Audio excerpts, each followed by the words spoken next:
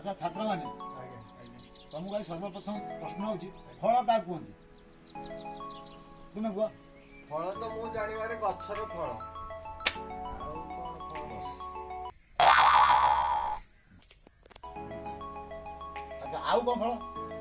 Result କୁହନ୍ତି ଫଳ। ଫଳ କୁହନ୍ତି। ଆଚ୍ଛା ଆଉ କ'ଣ ଫଳ ଜାଣିଛ? ଜାଣିନା? ଆଉ ଗୋଟେ ଫଳ କ'ଣ ତମେ ଜାଣିନା? ଗାଈ ଇଞ୍ଜେକ୍ସନ ଫଳ କୁହାଯାଏ ନା? ଆମେ ଜାଣିନୁ। ଫଳ କୁହନ୍ତି। ଆଚ୍ଛା ଏ ବ୍ରହ୍ମ ଫଳ ଗଛର ବ୍ରହ୍ମ କ'ଣ ଫଳ ଜାଣିବେ କହିଲ? ତ୍ରିଫଳ କାହାକୁ କୁହାଯାଏ? ଠିକ କହିଲ। ତିନି ଫଳର ସମଷ୍ଟି ହେଉଛି ସମାହାର ଦିଗ ତିନିଟା ଫଳ।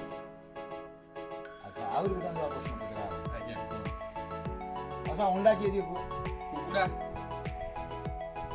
ବୁଦ୍ଧି ଚଢ଼େଇ ଅଣ୍ଡା ଦିଏ ଚଢ଼େଇ ମାନେ ପକ୍ଷୀ ଅଣ୍ଡା ଦିଏ। ପକ୍ଷୀ ଅଣ୍ଡା ଦିଅନ୍ତି। ମାଛ ଗୋଟିଏ ଚଢ଼େଇ ନା ପକ୍ଷୀ ନା ପଶୁ କହିଲ?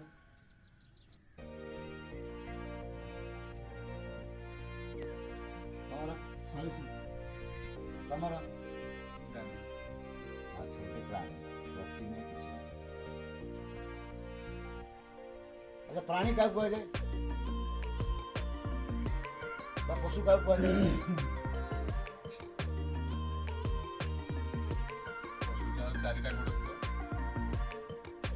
ଆଉ କିଏ ଜାଣିଛ କ'ଣ କହିଲ? ତମର କହିଲେ ପଶୁ କାହାକୁ କୁହାଯାଏ? ଚାରିଟା ଗୋଡ଼ ଜାଣିଛି। ତମର ଇଏ ଯାହାର ଦାନ୍ତ ଥିବ ସେ ପଶୁ ପଶୁ ଯିଏ ଛୁଆ ଜନ୍ମ କରେ।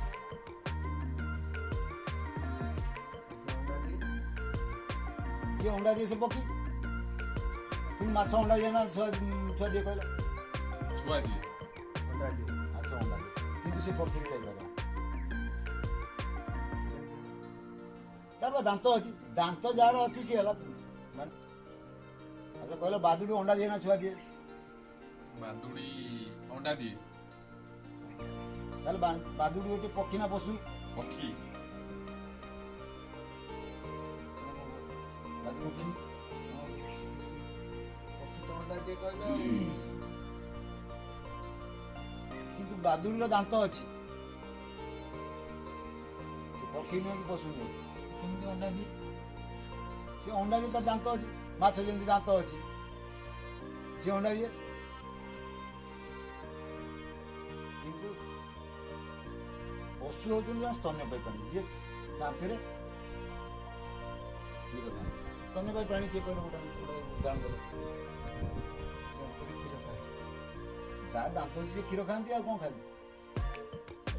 ଛୁଆ ଜନ୍ମ କରନ୍ତି ସେମାନେ। ବାଘ ଛୁଆ ସେମାନେ ସବୁ ତାଙ୍କର ଦାନ୍ତ ଅଛି। ସିଂହ ଛୁଆ ପଶୁ କ୍ଷୀର ଖାଆନ୍ତି ଜନ୍ମ କରନ୍ତି ଅଣ୍ଡା ଦିଅନ୍ତି। ବାଘ ଅଣ୍ଡା ଦିଏ। ନା ଛୁଆ ଦିଅନ୍ତି। ଏଥର ସବୁ ଜାଣିଲ ନା? ହଁ ଆଉ ଯାହା ରହିଲା ଆର୍ଥରୁ ପୁଣି ଜଣାନ୍ତୁ। ଆଜ୍ଞା ଆଜ୍ଞା